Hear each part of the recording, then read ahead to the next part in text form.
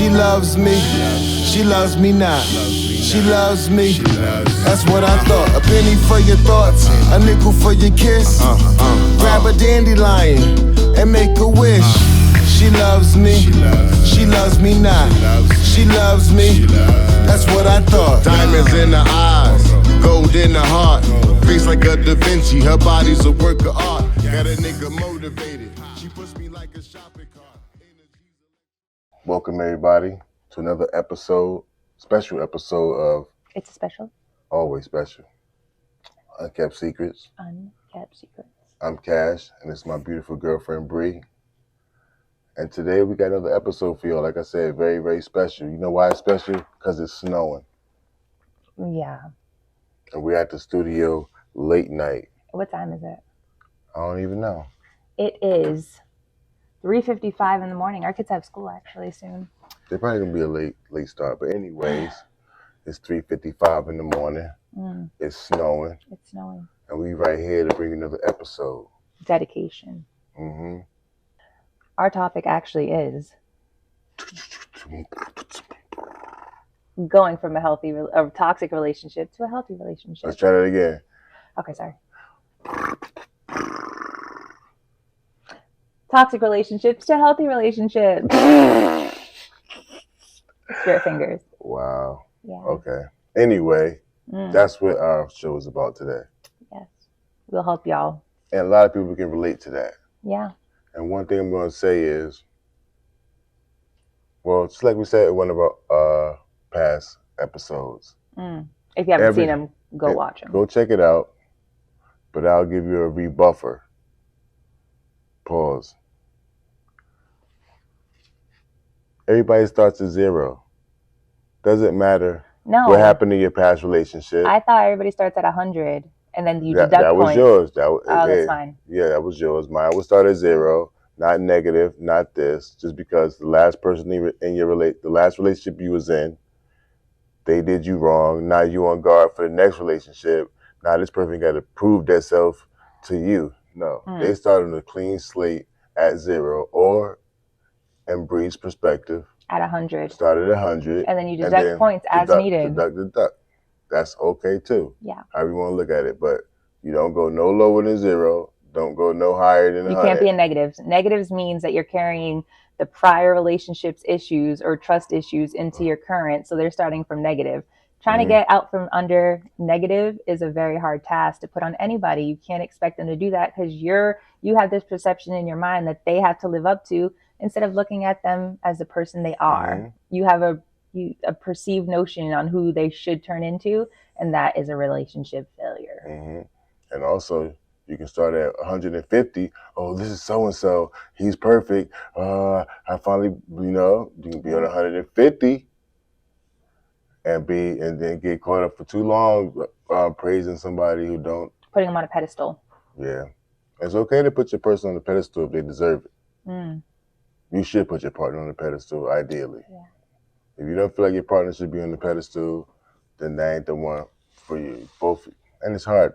That's one of the luckiest things in the world, to get that mutual feeling.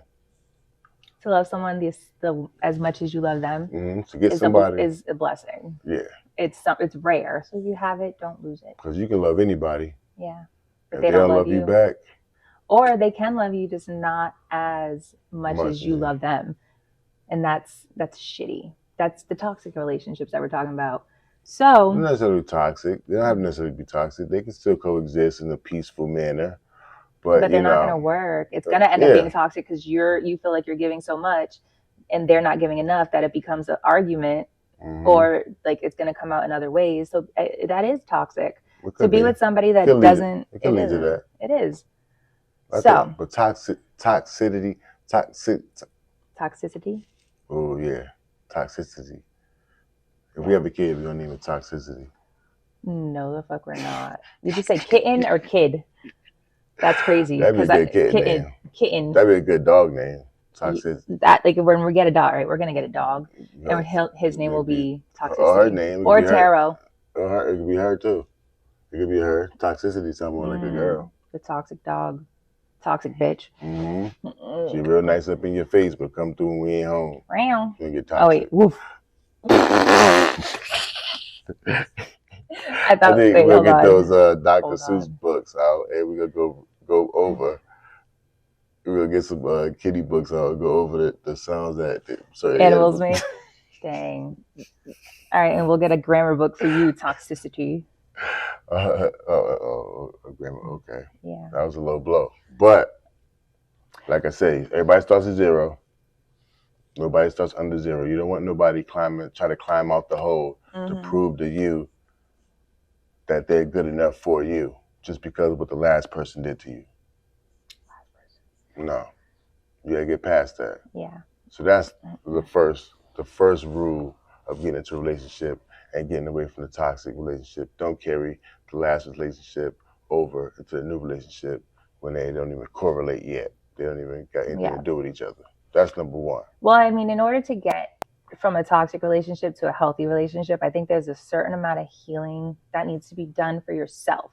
Because when you're entering, like you're in a toxic relationship, you like the love bombing and the chase, and it makes you feel desired, and you get addicted to that feeling. Like, or you could even feel like you're saving that person from their self.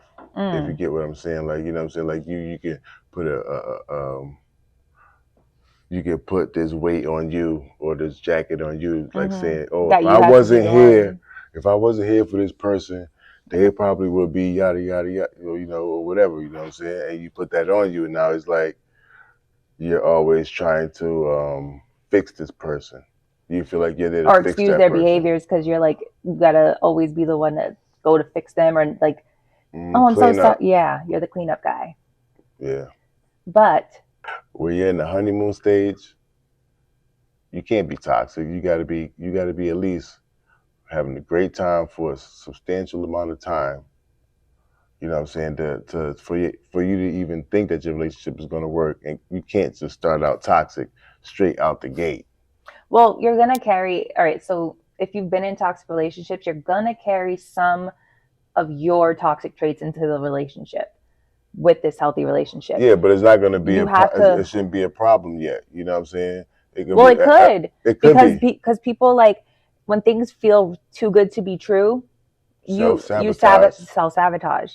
That's something that is very, very evident in moving from a toxic relationship to a healthy relationship. You're going to be like, oh my God, this sounds too good to be true. He's treating me so good. This is when is the other ball gonna, like, what is it, the ball gonna drop, the other shoe gonna drop? When is he finally gonna let me down? Right. So you're kind of like expecting it, so you're putting that energy out there, so you're kind of like looking for it. That's a no-no. That is something that That's is gonna happen for sure. If you've been in a toxic relationship, or you've had a lot of trauma with like abandonment issues from parents or just family dynamics, you are going to have these intrusive thoughts about how you're not good enough, or stuff like that. Well, if it's a self dilemma, if that's something you're battling with yourself, and you don't let it leak over into the actual relationship, if you're battling with that self, with that within yourself, you know, that's fine. You're like, yo, I'm not going. You know, I notice I might be doing a little bit too much, or this, and that. Yeah. And you pull back within yourself. But when you let it leak over into the relationship, and like the insecurities and that type of thing, or just like the self-sabotage comes out. Yeah. You know, you can wrestle with those things, but like, still at the end of the day, it goes back to the same thing.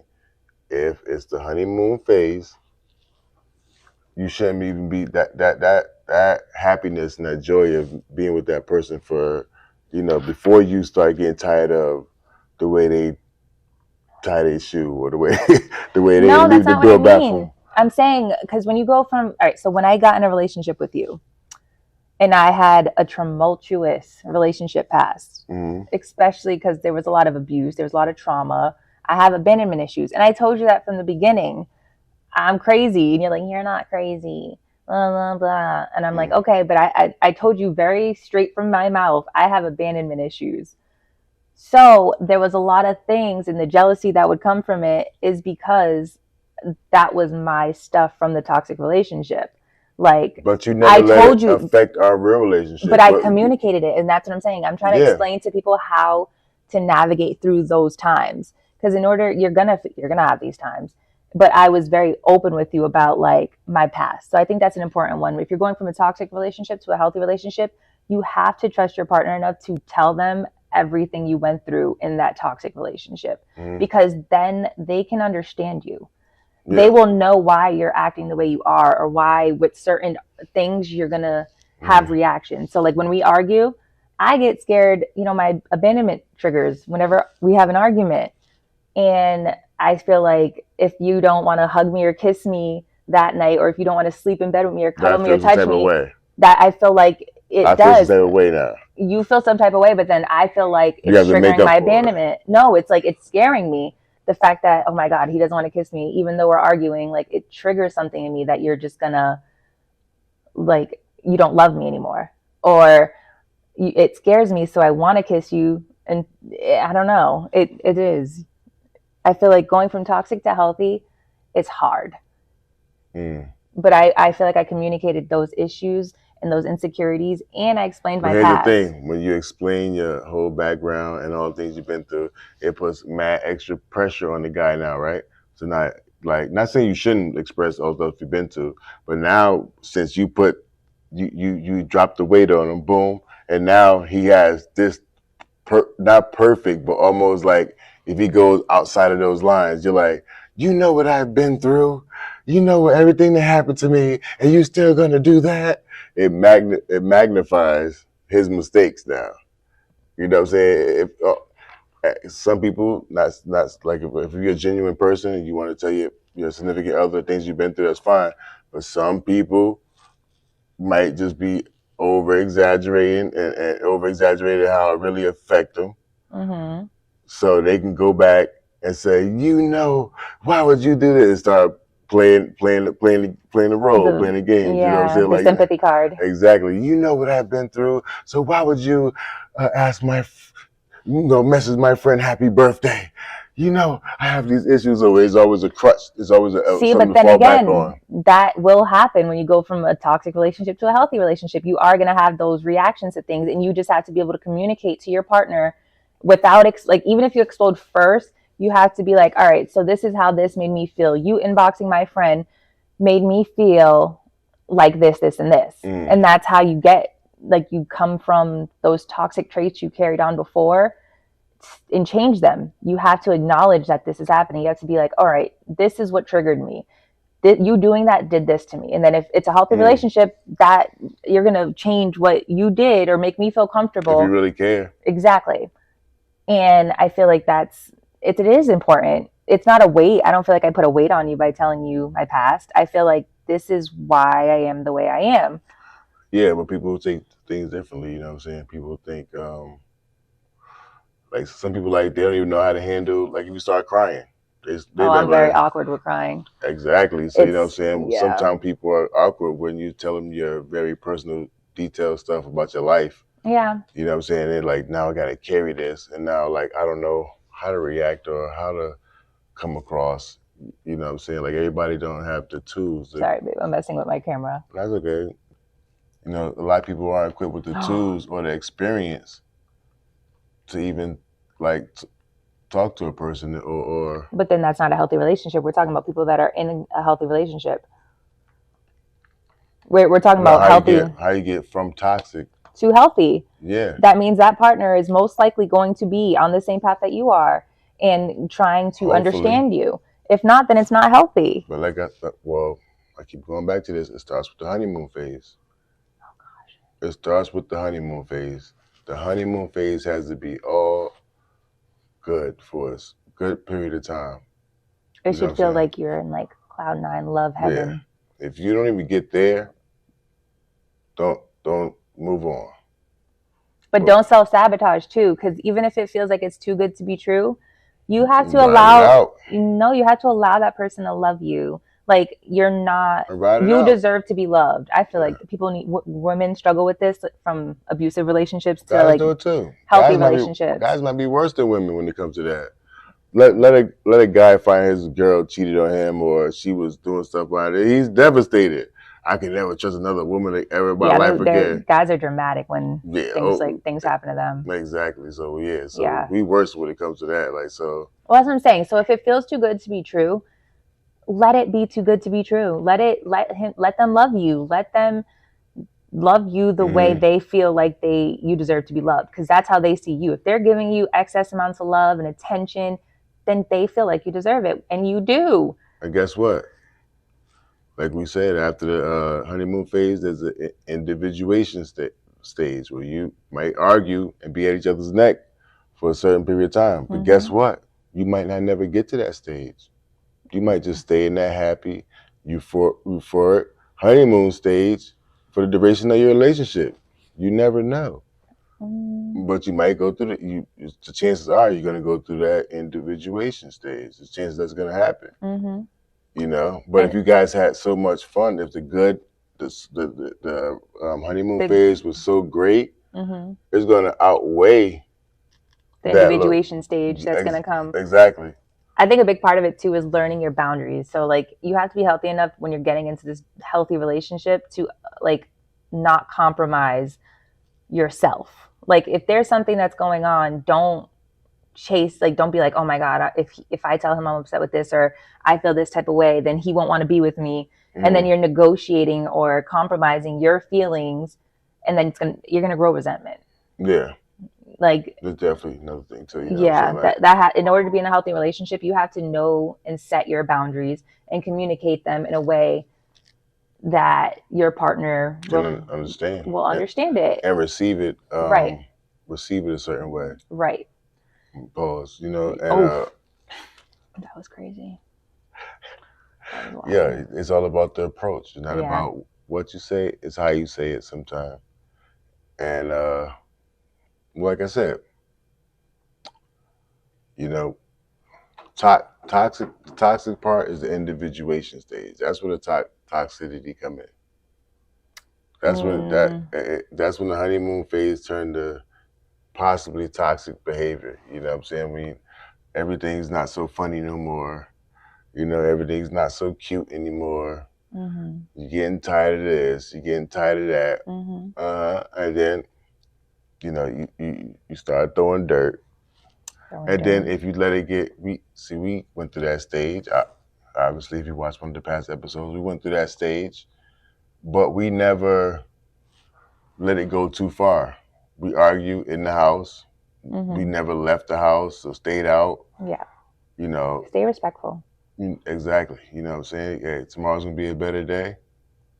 You know what I'm saying? And you know, if we was on outside looking in, you'll say we was hella toxic at that time. Well, we were pretty toxic. You know what I'm saying? But we never let it go outside of something that wasn't no coming back from. Yeah. You kept, like I said, boundaries. In order to go from toxic to healthy, you have to know boundaries. You have to keep those boundaries and literally stand in those boundaries when you place them. And sometimes you're going to have to compromise. You're definitely going to have to compromise. It's about communication, compromise, and what was it? What else did I say? It was start with the C too, right? Yeah. Communication, compromise, and compassion? No. I never said compassion once. Yes. I said communication. Communication, compromise, and cootie cat. I forgot. Yeah, cootie cats. Add a cootie cat there. We know where your mind is at. Gosh. Yeah, it's late night, you know. Oh my gosh. Anyway, what advice would you give somebody that is in a healthy relationship, but they're struggling with it because they're used to toxic? I would say, don't create chaos because you feel like it's boring. I feel like you're going to be like, if you're in a toxic relationship, like I said, you're addicted to the love bombing and the chase and the fact that, oh my God, this person literally punched me because I was going to leave him. And that means he just loves me so much, he doesn't want me to leave him. Well, that's unfortunately, some women, that's their way of thinking. Like, he don't really love me or care about me unless he put his hands on me. So when you're in a healthy relationship, sometimes you'll feel like stable and boring. Stable and boring are good. You have to train your mind to know that it's not bad that you guys are not boring, but that there's no drama. Don't create chaos and drama and arguments just because you feel like there need to be you need to be spark. chased. Yeah, like no, you don't need to be love bombed. That's just what you're used to. Exactly. I'm just used to this, so we gotta keeping the pattern going. Stop the fact that he's not arguing with me or he's not jealous. Oh, he doesn't love me as much. Blah that's blah blah. Crazy. But that's something that happens. She loves me. She loves me not. She loves me. That's what I thought. A penny for your thoughts, a nickel for your kiss. Grab a dandelion and make a wish. She loves me. She loves me not. She loves me. That's what I thought.